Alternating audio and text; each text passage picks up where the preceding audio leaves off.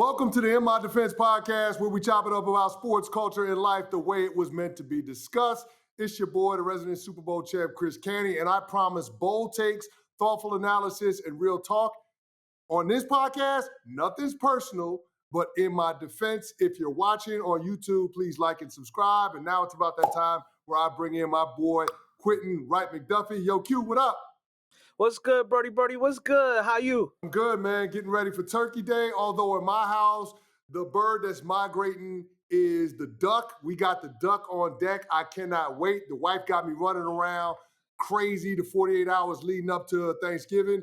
I got to make sure she got all the tools she needs to fight with, but I'm almost done. And then I can sit on my, you know what, turn on the TV, watch football, get the good eats with the famo. Thanksgiving is the Super Bowl of all holidays. I look forward to it because you get the 3 F's: food, football, and family without the pressure of gift giving. So I'm fired up. Yeah, listen, when you don't got to get no gifts, but you got yams, greens, potatoes, tomatoes, lamb. When you got all that, you name it, and that's what we're doing. We got it all on the menu. But we're gonna have a tight show today because we want to be thankful and show gratitude to those that's been listening. The show will come out Friday. We're going to keep it tight, right? We know you guys want full bellies, and you're going to be full by the time this episode come out, so we want to fill you up real right, but we're going to get some content out. There's a big story this week. Shedeur Sanders, as he said, he's what they've been waiting for. He's built for the moment, being the first rookie quarterback to win a regular season start since 1995. The rookie stepped up 11-20. 209 yards, touchdown. He had a pick, so that leaves some room for improvement. They don't make people perfect. But as Stefanski said, the number one job of a quarterback is winning. And I think he secured that job for at least week 13. Canty, you've talked about it on First Take. You've also talked about it on your show on Sportsmanlike. However, let's take it to a different level. Do you think Shedeur is going to be the missing link? Yeah, I think for the next couple years. I think Shedeur has the opportunity to step in and be the guy for the Cleveland Browns beyond 2025. Now, of course, a lot of that is predicated on what he shows in the final 6 games of the season. But I think that we saw enough enthusiasm around what he was able to do against the Las Vegas Raiders to at least entertain the possibility that Shedeur could justify the Cleveland Browns passing on quarterbacks that might be available to him in the 2026 class and seeing what Shedeur can do in an entire offseason worth of reps with the first team unit and seeing what he can develop into as a full-time starter. I don't think it's coincidence that Shedeur pointed out the fact that you saw that level of improvement from when you saw him in the second half against the Ravens to last week against the Raiders. And he pointed out it was just a week. Imagine what I could do with a full offseason. I think this is Shedeur being aware of the situation, knowing the Cleveland Browns have not one but 2 first-round draft picks in 2026.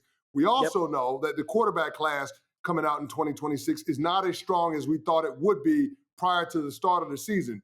So I do think that when you consider all of the different factors, Shedeur can show enough to justify the Cleveland Browns giving him an opportunity to go into 2026 and see whether or not he can be the quarterback, not just for now, but for the foreseeable future. And I think for the Browns, what they've seen, look, you see Myles Garrett on the sidelines when he did that 52-yarder to Isaiah Bourne. He didn't see a pass like that in some time, brother. He didn't see a pass like that in some time. They've had this season. That's the most explosive pass play they've had this season. Quite literally, Shedeur doubled up Dillon Gabriel. When it comes to yards per attempt, Shedeur Sanders in that game against the Raiders averaged 10.4 yards per attempt. Dillon Gabriel, across 6 starts for the Cleveland Browns, averaged 5.1. So when you have a quarterback that's willing to push the ball down the field, all of a sudden it changes how defenses can defend you. It changes the opportunities available in the run game for Quinshon Judkins and Dylan Samuels and those running backs. And I think that that's the enthusiasm, the optimism that you saw in Myles Garrett's face when Shedeur completed that pass to Isaiah Bond. I also thought Shedeur had a hell of an off-schedule throw to Jerry Jeudy, being able to buy time outside of the pocket, move around a little bit, use his legs, keep his eyes downfield, find Jerry Jeudy wide open for a 40-yard completion. Now, it didn't help that Jerry Jeudy fumbled the rock, but the point still remains, like, there are things that Shedeur Sanders is doing in the passing game that the Cleveland Browns haven't had this season with Joe Flacco and Dillon Gabriel. So I'm excited to see what he does in an encore following up his first regular season start. He has an opportunity against the San Francisco 49ers, whose defense is depleted. That defense doesn't consistently put pressure on the quarterback. They're dead last in sacks in the NFL this season to this point. So I do think there's a chance for Shedeur to have some clean pockets in drop back situations, and I'm excited to see what he does with it. Now, this is our Thanksgiving special episode, so we're gonna keep it family. Father to father. You seen Deion in that box going on level 10 every single play, every single opportunity when he's seen his son drive the ball downfield. As we said, Dillon Gabriel hasn't been doing that. Father to father. What do you think that feeling has to be like? You nurtured him, you've coached him from this point, and now you've seen him excel on the NFL level. You know what? I can't tell you what it is. I'm a father to be. My wife and I are expecting our little bundle of joy around the New Year's. But I did ask my dad, what it feels like. My dad was a former, athlete. He played semi-pro ball for the Harlem Wizards way back when. And I asked him, what is it like as a former athlete to see your son thrive on the big stage in professional sports? And my dad just said it's a moment of immense pride. You can't quite describe it unless you've experienced it. But it is better than anything that you can accomplish yourself. To see the successes of your generations on one of the biggest stages that the world has to offer in sports and entertainment is just incredible. So yeah, for somebody that is as accomplished as Deion Sanders, I would argue that seeing his son, Shedeur Sanders, step in and win his first start and become the first quarterback to make a debut with the Browns to win their start in 30 years, I got to imagine that it's probably one of the highest highs he's felt in all of his accomplishments, notwithstanding. Like that is the highest of highs. So I'm happy for the Sanders family because they've gotten a lot of smoke, and a lot of that is not deserved. The conversation around Shedeur has become so much more than just football, and it's unfair to him. It's unfair to Prime, and I'm just glad that the win is shutting up the critics for at least a week. Yeah, Deion has a quote that says, "When the car is loud, you don't have to honk."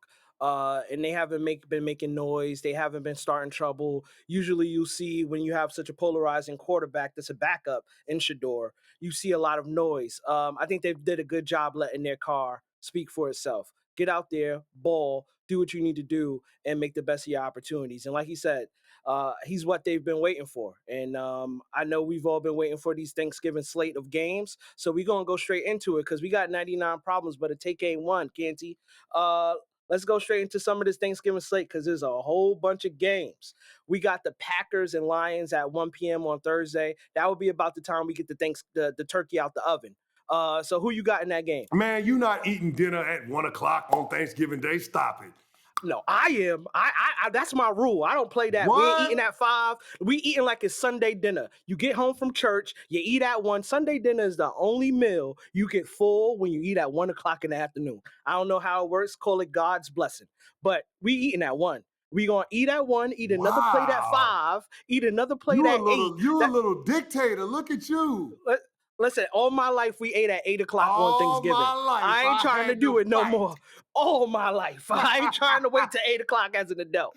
So we eating at 1, you heard? Wow. So you ain't gonna watch none of that game then. Because if you I'm watching the game. If you eating at 1, you're gonna be asleep by 2. Nah. I'll be in my second dose of Douce by that time. So I'll be good. I'll be up. Okay. I hear you. Let me say this. I think that when it comes to that Lions game, this is a playoff game for the Detroit Lions. Right now, they're outside looking into the postseason. If the playoffs started today, they ain't in it. They watching it. And so I think that when you consider what their schedule is upcoming, you can't give away opportunities to win in the division. You can't give away opportunities to win in the NFC as a whole. So it's interesting the slate that the Lions got coming up. They've got the Packers tomorrow. They've got the Dallas Cowboys a week after that.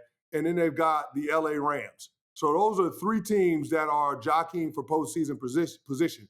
Not to mention that the Lions played on Sunday. So if you take into account they played this past Sunday, they'll play on Thanksgiving Day, and then they'll play the following Thursday on December 4th. That is 3 games in 10 days for the Detroit Lions. That's a lot of football. But the one thing that I will say is, as a positive for Detroit, all 3 of those games for them are at home. And so considering that the playoffs have seemingly already started for them, I think this is going to be a fascinating game. And I wouldn't be surprised if we see the Detroit Lions open up a can on the Green Bay Packers, considering how the Packers beat the hell out of them week 1 in Lambeau. Yeah, I see some revenge game happening. Yeah. And then Jordan Love, you never know if he's going to bring the love or the heartbreak. Yeah. So it's 50-50. Now let's talk about 2 teams that are fighting for their lives, coming off big wins on both sides, the Chiefs and the Cowboys. Who do you think is going to win this game? They're both much needed wins to keep playoff dreams alive. Who you got, Canty? I don't think the Cowboys are going to make the playoffs, but I do think the Cowboys can play spoiler, and they're going to start with the Kansas City Chiefs. I know everybody is rocking with the Chiefs. It's Patrick Mahomes, Andy Reid, Travis Kelce. What's understood ain't got to be said. But I just think there's way too much respect on the Kansas City side. That 3.5 points as a favorite on the road, I don't see that with this version of the Chiefs. They're not right, man. And I look at that game against the Colts. The Colts gave the game to the Chiefs. The Chiefs fumbled the ball fourth quarter going into the red zone, and they were down by double digits. The Colts proceeded to go 4 straight 3-and-outs to give opportunities for that Chiefs offense to get back into it. I don't think they're going to have that kind of luck against this Dallas Cowboys team. They won a game, and yet the Cowboys weren't satisfied in beating their division rival in the Philadelphia Eagles. CeeDee Lamb is still frustrated, all the drop passes that he had in that game this past Sunday.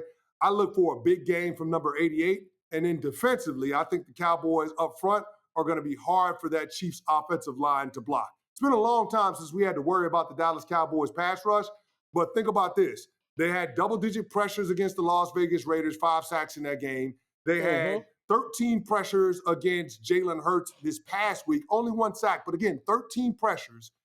This Dallas Cowboys defensive front is going to put pressure on the quarterback, and they're going to make it tough for you to get the run game going. I just don't think that there are a lot of good answers for this Cowboys defense now. And as my good friend Mel Kiper always says, if you can't block them, you can't beat them. I just don't envision the Chiefs offensive line being able to hold up against this Cowboys defensive front. Yeah, and Jerry is looking like a genius right now. Yeah, he is. Yeah, he is. I mean, from the offseason acquisitions, George Pickens coming over, getting Javonte Williams. Can I ask you this question? How are they going to guard George Pickens and CeeDee Lamb? How are they going to do that? From the locker room. They ain't gonna be able to, because you got one wide receiver that can give you anywhere between 9 catches, 60 to 100 yards. Then you got another wide receiver that can take the top off, but still give you a game of 9 catches and 100 yards. You got to pick your poison. Either way, they're both speedsters. They both do their thing, and I'm so happy to see George Pickens.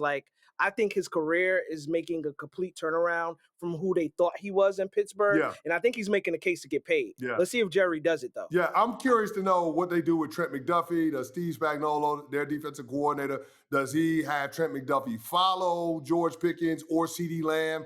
Is it a mix and match situation? I'm fascinated to see how they do this thing, because what they did against the Indianapolis Colts, they heated up Daniel Jones. When it really mattered, they sent pressure at him. I don't know if you want to do that against the Dallas Cowboys. The other thing that you got to watch is the Cowboys being able to get this running game going. The Cowboys and Dak Prescott, they thrive off of play action. Dak Prescott has an 85 QBR when operating under play action. And the Kansas City Chiefs defense, they have the 6th worst opponent QBR when dealing with play action pass. So if you allow the Cowboys to get that running game going, if the Chiefs have to fight the war on 2 fronts, then it's advantage Dallas. So I think it's going to be mission critical for the Chiefs to make the Cowboys one-dimensional by shutting down the run game. Because if you allow Dak Prescott the benefit of play-action pass, it's going to be a problem for the Chiefs. Oh, 100%, 1,000%. And let's change gears to a quarterback making his return. I'm back. We got Joe Burrow and the Bengals versus the Ravens. Lamar looks like they're planning on winning out. Can Burrow spoil party in his comeback game? Listen, I'm not going to dismiss the possibility. If I'm trying to go back and forth between which quarterback I have most confidence in, I'm going to go with the quarterback that I haven't seen for months on end, and that's Joe Burrow. Because what I've seen from Lamar is disturbing. And I love Lamar, but he ain't right. He ain't healthy, and that offensive line is trash for the Ravens right now. So I'm a little bit concerned about this version of Lamar going up against Joey B. And I get it. The record head to head, Lamar owns Joey B. I want to say Lamar has only lost once head to head to Joe Burrow. But I will say this: Joe Burrow losing to Lamar ain't got nothing to do with Joe Burrow. It ain't got nothing to do with him. Because Joe Burrow, in the 8 games that he's played against the Baltimore Ravens since 2021, has completed 67% of his passes, 2,500 yards, 21 touchdowns to 4 picks. That's pretty damn good. Mm-hmm. So I'm just saying that Joey B is a productive player against the Baltimore Ravens. He's just found himself on the wrong side of a lot of shootouts against Lamar. I'm not sure that's going to be the case this time around. And then, oh, by the way, to make things a little more difficult for the Baltimore Ravens, Kyle Hamilton is going to be banged up in this game, right? He had a lower body injury against the New York Jets. So, he's been the catalyst for this turnaround with this Ravens defense that's gone 6 straight games holding opponents to 20 points or less. I don't know that that's going to be the case if he's physically compromised in this particular matchup. Yeah, and as you talked about, Lamar Jackson is 5-1 versus Joe Burrow. And the one time Joe Burrow did win, it was in the playoffs. So he won when it mattered. Sometimes that's what matters at the end of the day. Well, remember, Lamar didn't play in that playoff game. Yeah. I mean, hey, no, it's how you tell the story. I like that. It's how you tell the story. I'm a marketing person. It's never the story. It's how you tell it. It's how you tell the story. There you go. You know what I mean? But let me say this about the Cincinnati Bengals. And I know everybody's left them for dead. Watch out for the Cincinnati Bengals. If they can get past this next stretch of games, if they can go 3-0, then all of a sudden we got to entertain the possibility of the Bengals running the table. Because they got the Ravens in Baltimore tomorrow night. They've got the Buffalo Bills that following week in Buffalo, and then they've got the Baltimore Ravens back at home. But after that, the final 3 games of the season, at Miami, home against Arizona, home against Cleveland. So if the Cincinnati Bengals can win tomorrow night, if they can beat Buffalo in Buffalo next week, and then in 3 weeks, beat the Ravens at home, then all of a sudden, Cincinnati is that team that we're looking at as the potential favorite to win the AFC North. Less than 1% chance. Well, crazier things have happened. Like they say in Dumb and Dumber. So you're saying there's a chance. But listen, crazier things. The Bengals won 5 games to end last year. They just came up short. They won 5 games in a row last year. They came up short. Joe Burrow has won 6 games in a row at I believe it was the 2022 season. He's won 6 games in a row before in his career. So it's not like the Cincinnati Bengals can't do it. They've done it before.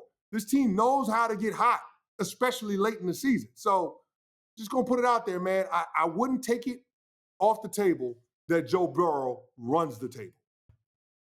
We look forward to it. The only table I'm trying to run to is the Thanksgiving table, but we'll talk a little bit more. The Bears and Eagles Black Friday game. I've been able to attend one of these. What do you think is going to happen in this matchup? Man, I'm going to tell you, Caleb Williams has done a tremendous job of not turning the football over.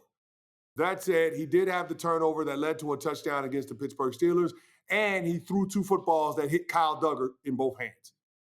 At some point, all of these turnover-worthy plays turn into footballs that are going the other direction for the other team. Mm-hmm. And I'm worried about Caleb Williams getting away with those things and that coming back to bite this team at the most inopportune time. The other thing to consider, the Philadelphia Eagles, they don't turn it over. And the Chicago Bears thrive off of turnovers. They lead the league in takeaways. Well, what happens when the opposing offense starves you from takeaways? The Chicago Bears have a tough time being able to win football games. So that's going to be the key, right? Can the Chicago Bears find a way to win when they don't get a takeaway? And I'm not sure what the answer to that question is. All I can tell you is that based on what we've seen this season, the Chicago Bears, when they don't get a takeaway, they don't win the football game. I mean, it's amazing that they're 8-3, Really is. and leading the NFC North. I didn't predict that. You didn't predict that. And I'm a little bit new to this media game on this side when it comes to sports. But I look back at episode 1 and how we talked about Justin Herbert, JJ McCarthy, and then now we're kind of 180ing for what we talked about Caleb Williams.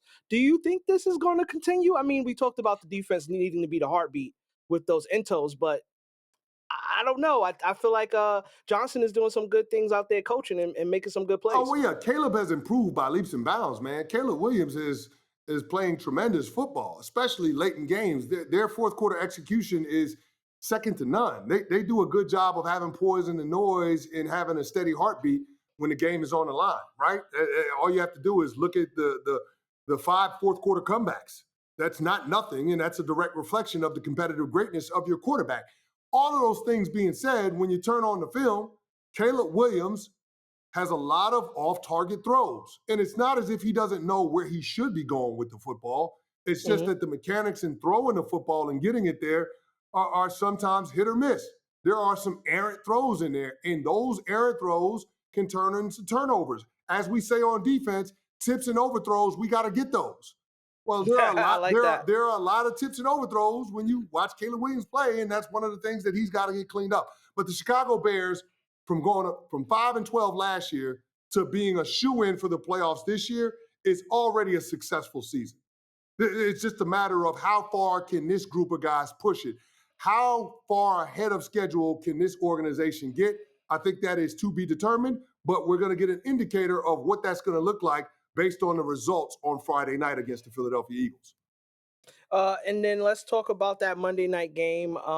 We have the Giants, your Giants, versus the Patriots. Who do you think is going to win this? I see Drake Maye become the new Tom Brady. That's all the stuff around the internet right now. I don't know how true that is, but what do you think about their chances? Man, listen, man. Drake is balling. That's all you need to know. Drake is balling. He's leading the league in passing yards. He's at the top, toward the top of the league in QBR. He's playing phenomenal football. There really isn't much I can say in terms of criticizing his game. The one thing that I worry about is that he's been sacked a hell of a lot. I think he's the third most sacked quarterback in the NFL. That's a problem.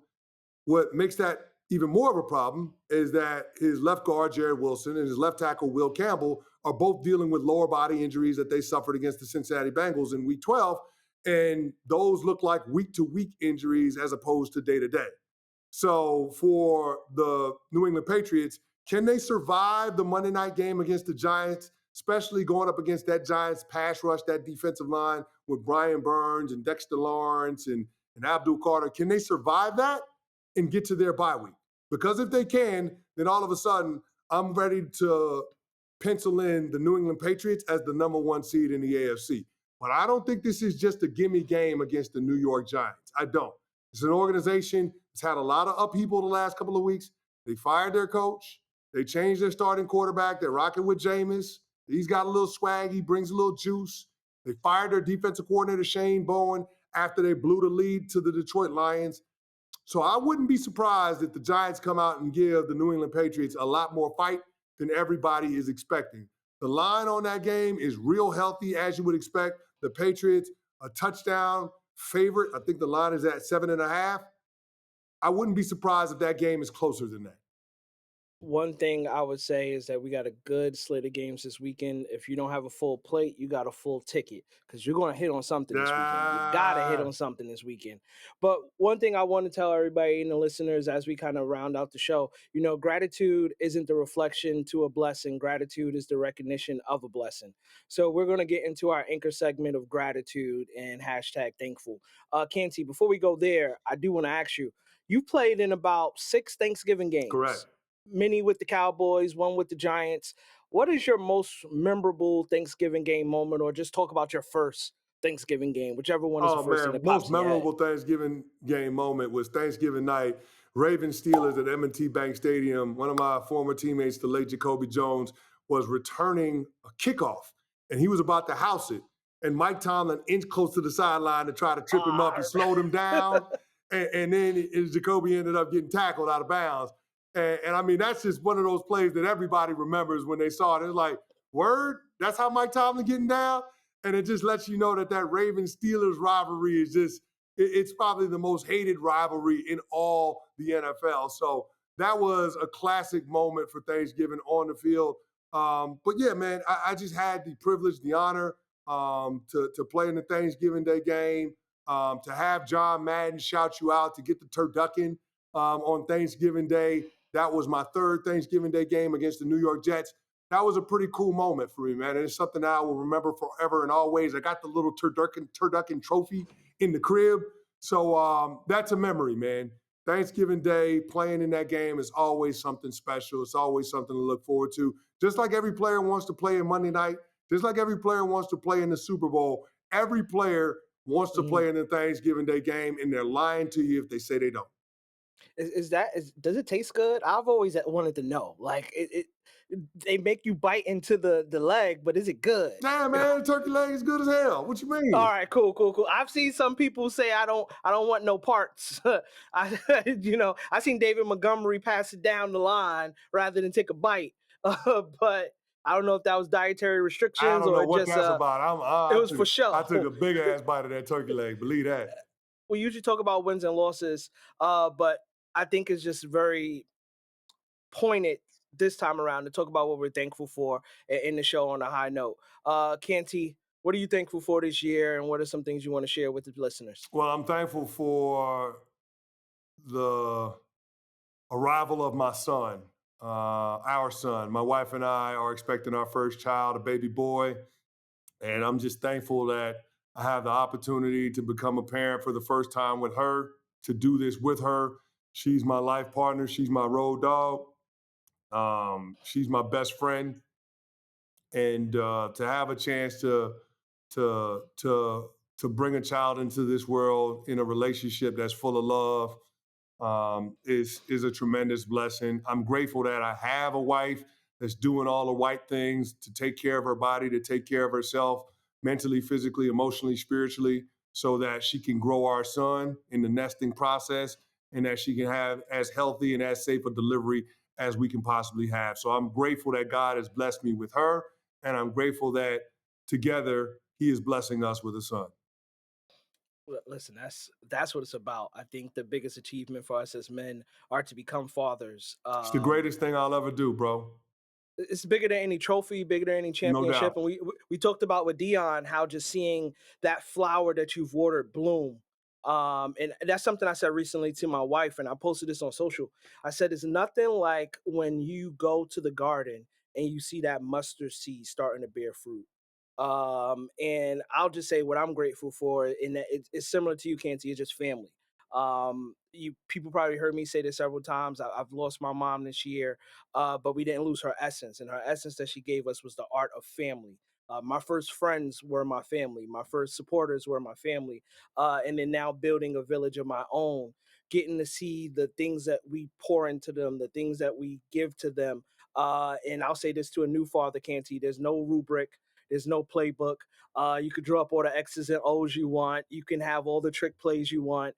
Um, just as long as they love you and you love them, that's all that matters, because the story will have different perspectives. It will be written in different ink.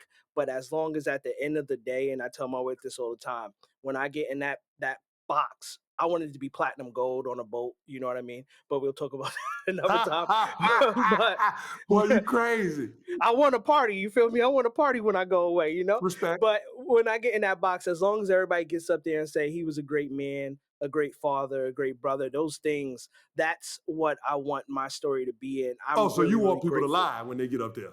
No, they ain't gonna lie. They gonna tell the truth. They might say I ain't pay for every vacation the way they want it. You know what I mean? But we wasn't fighting no rats in the window like Pam and Martin. So that's all that matters. We wasn't beating them up. But I'm very grateful for having a family, for having loved ones, for having those I could depend on, but those that could depend on me, because that battery that you have in your back sometimes is unlimited when you have those little kids behind you, knowing they need you, knowing they need your love and support. So family, beyond thankful and grateful. We're ending on a happy note. Canty, let them know where they can find you, brother. Oh, man, you can find me on Chris Canty 99 on all social media platforms. You can also find me at Unsportslike ESPN on all platforms. I'm on ESPN's signature morning radio show, Unsportsmanlike, 6 a.m. to 10 a.m., ESPN Radio, ESPN2, ESPNU. And of course, you can find me here at the In My Defense podcast. We're on all the social media channels too.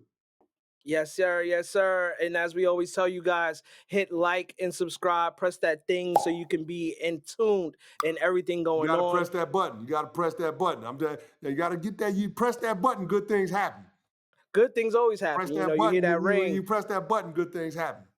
Yes, sir. Yes, sir. You can find me at QE_Beeman on all social media platforms. We thank you, and we are beyond grateful for every listener here. I didn't even tell my guy Canty this. We jumped up about 150 on IG in just one day. We jumped up about 85 in YouTube in just one day. So you guys are tapping in. You're listening. We're grateful for you. Listen, we have the meals, we have the ham, we have the turkey, we got the duck for Canty. No doubt. As long as you don't touch my plate, it's all good. It ain't never nothing personal. But in our defense, holla at y'all. Happy Thanksgiving. Happy Thanksgiving, family.